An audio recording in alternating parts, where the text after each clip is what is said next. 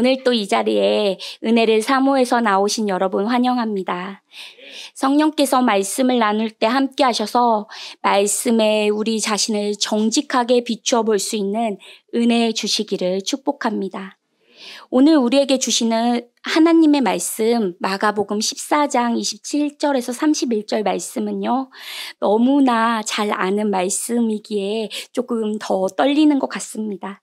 그리고 요즘에 날마다 큐티 본문으로 이 마가복음을 묵상하고 있기 때문에 여러분들은 더 잘 아실 것 같아서 긴장되기도 합니다. 하지만 이 익숙한 본문이 우리 내면에 새롭게 말을 걸어오시기를 축복합니다.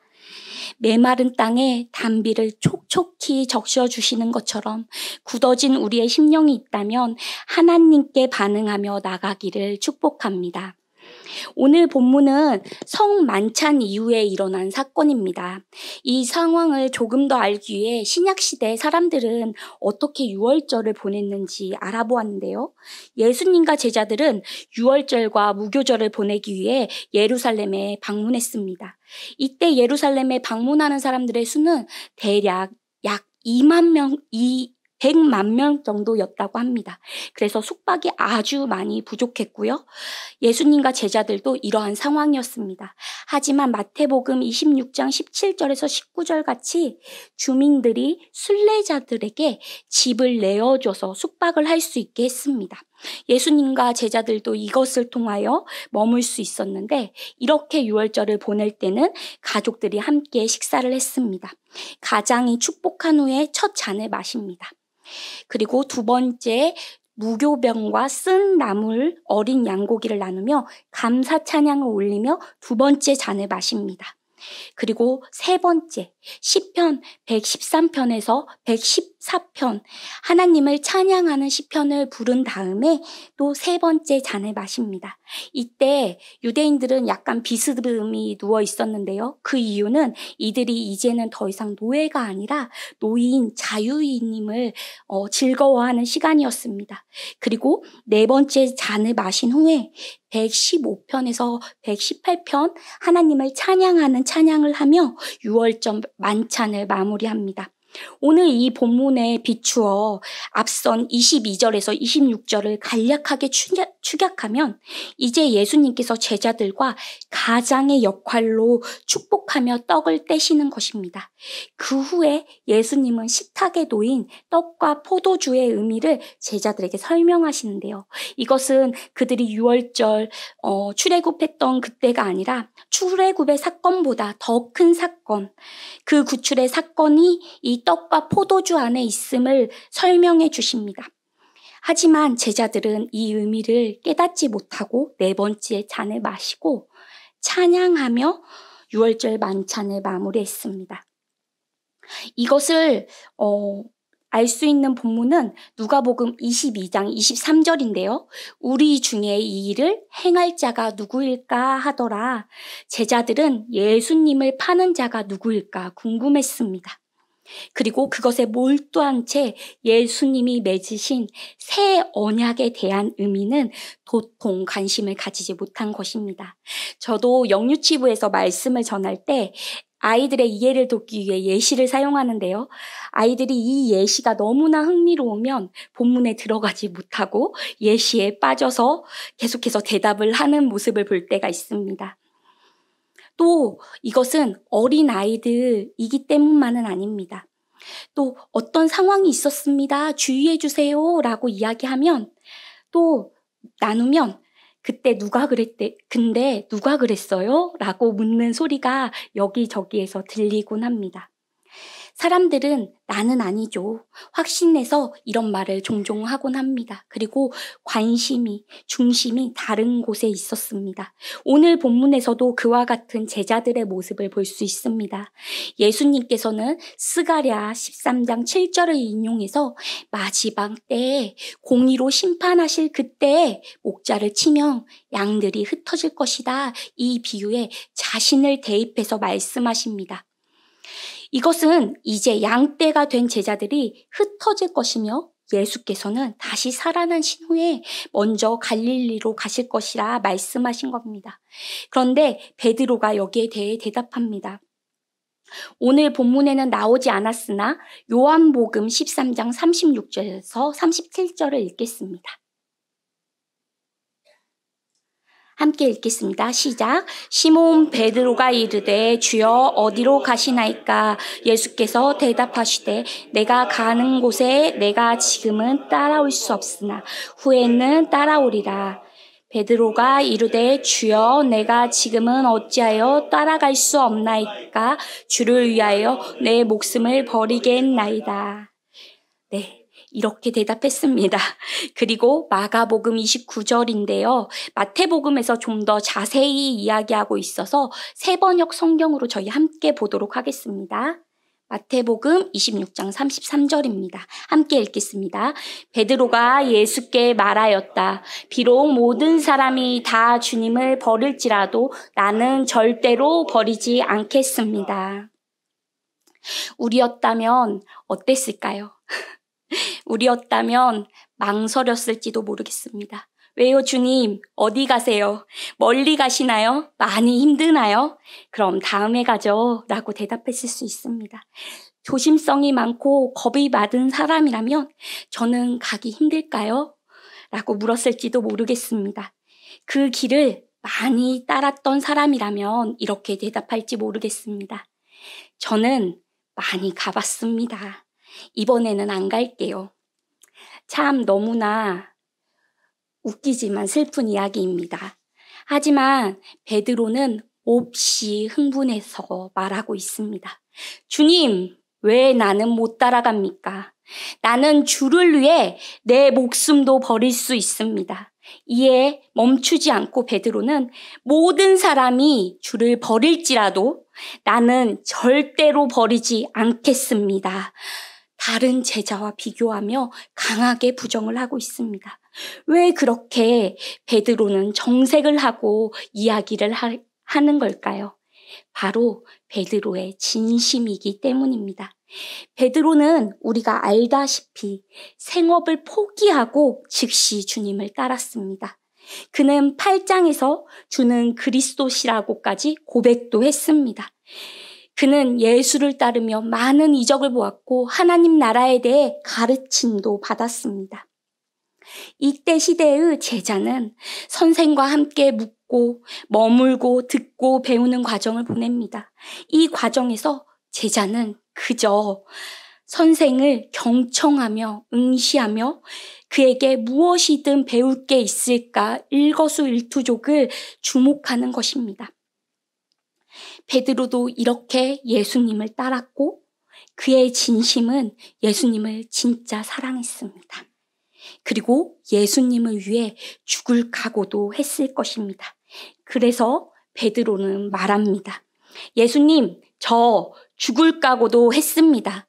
모두 예수님을 버려도 저는 절대로 예수님 안 버립니다. 이에 사복음서는 동일하게 말씀하시는데요. 30절을 함께 읽겠습니다. 예수께서 이르시되 내가 진실로 내게 이르노니 오늘 이 밤 닭이 2번 울기 전에 내가 3번 나를 부인하리라. 예수님은 냉정하리만큼 정확하게 대답하셨습니다. 너는 오늘 밤에 닭이 2번 울기 전에 3번이나 나를 부인할 것이다. 베드로는 도저히 받아들일 수 없었습니다.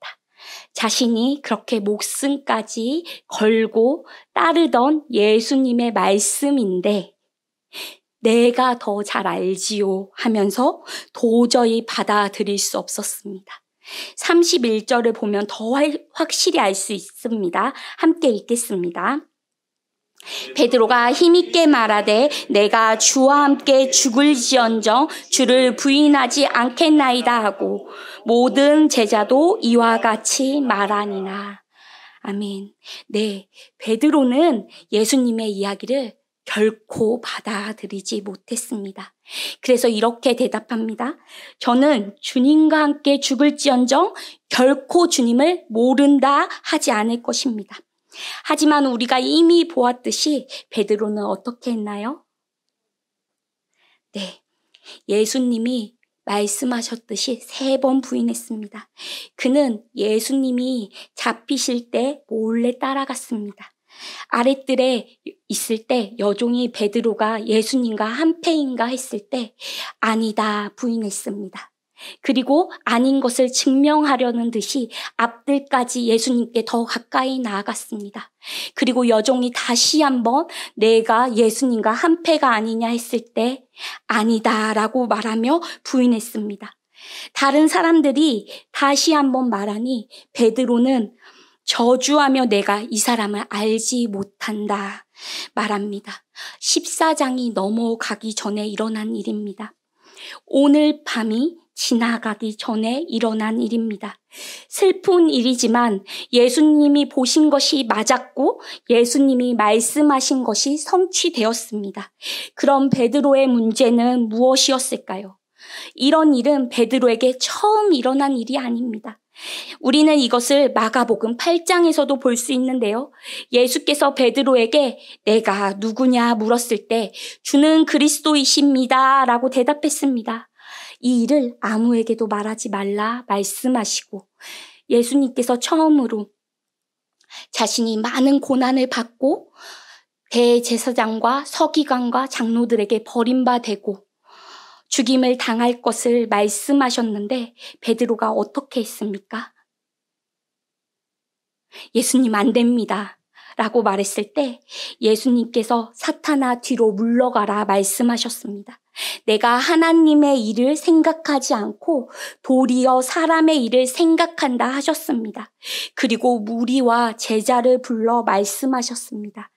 마가복음 8장 34절 말씀인데요. 함께 읽겠습니다. 무리와 제자들을 불러 이르시되 누구든지 나를 따라오려거든 자기를 부인하고 자기 십자가를 지고 나를 따를 것이니라 말씀하십니다. 여기서 이미 예수님께서는 베드로 자신이 아니라 예수님을 부인하실 것을 알고 계셨습니다. 베드로뿐만 아니라 우리 모두에게 예수님께서 말씀하십니다. 누구든지 나를 따라오려거든 자기를 부인하고 자기 십자가를 지고 나를 따르라 말씀하십니다. 사실 오늘 예배 나오신 성도님들은 모두 하나님을 만나기를 사모하는 분이신 줄 믿습니다. 하나님에 대해 더 알기 원하며 하나님을 가장 우선순위에 두는 분들이신 줄 믿습니다. 그래서 나의 시간으로 이 시간을 주장하지 않고 편히 쉴 수 있는 시간에 찬 바람에도 불구하고 늦은 시간에도 불구하고 이 자리에 나오셨습니다. 그런데 그런 여러분들에게 한 번 더 묻기를 원합니다. 옆에 사람들 보시지 말고요. 다른 사람의 귀 기울이시지 말고 이 자리에 나오신 이유가 무엇인지 묻기 원합니다. 혹시 다른 사람의 이목 때문에 나오셨습니까? 아니면 나의 열심으로 하나님을 감동시켜 내가 원하는 것을 얻기 위해 나오신 것은 아닙니까? 아니면 스스로의 노력으로 의로워 보이는 자리에 앉으려고 하신 것은 아닌지 묻기를 원합니다. 오늘 본문은 저에게 그리고 또 여러분들에게 말합니다. 예수를 따르는 것은 우리의 열심과 우리의 노력으로는 한계가 있다는 것입니다. 지성으로 드리는 것으로는 갈 수 없다. 냉정하게 말씀하십니다. 이 말씀을 전하는 저는 사실 참으로 이런 한계에 수도 없이 부딪힐 때가 많았습니다. 또 지금도 이런 때를 겪을 때가 있습니다. 이것이 관계 가운데 일어나면요, 더 이상 관계가 깊어지지 못합니다. 일 가운데 일어나면 함께 일하지만 따로 일하는 것 같습니다.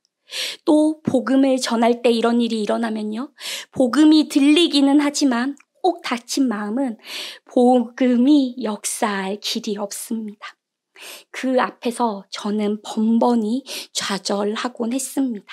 그리고 지금도 좌절합니다. 그러던 어느 날 돌아서서 집으로 가는 발걸음에 제 마음에 들려오는 마음이 있었습니다. 내가 맞는데 내가 옳은데 중얼거리면서 그날 또 차에 탔습니다. 그때 제 마음에 들려오는 생각이 내가 남보다 높은 자리에 앉아 있구나. 교만한 자리에 앉아 있구나. 그래서 내가 사랑하지 못하고 있구나. 그러니까 내가 고집을 부리고 있구나. 라는 생각이 들었습니다. 하지만 머리로는 알고 있는데 쉬 돌이켜지지 않는 마음을 발견했습니다. 몇 해 전이었습니다. 학교를 졸업하는 과정에서 저는 이스라엘에 방문한 기회가 있었는데요. 많은 여정이 기억에 남고 너무나 좋았지만 가장 기억에 남는 여정은 십자가의 길이었습니다. 예수께서 심판을 받으시고 십자가를 지셨던 길을 모두 따라 걸었는데요. 그 길의 끝에 이르렀을 때 베드로가 울부짖으며 닭과 함께 있는 동상이 있었습니다.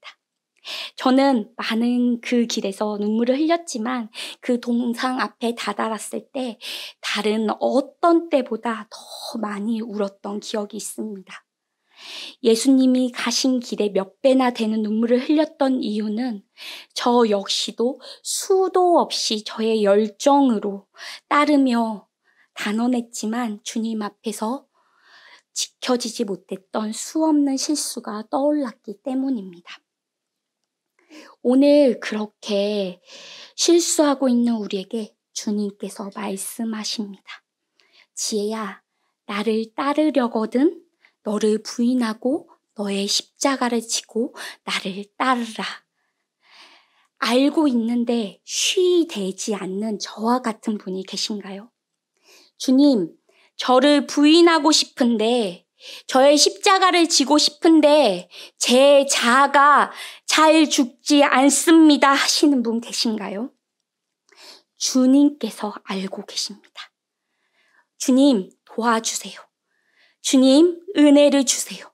주님, 저를 부인하는 은혜를 주세요. 이렇게 기도할 때 내가 원하는 대로가 아니라 예수님을 따르는 은혜를 주실 줄 믿습니다. 그리고 그렇게 기도하셔서 우리 모두가 진정으로 주를 따라 하나님께 나아가 참으로 하나님의 백성 되시기를 축복합니다.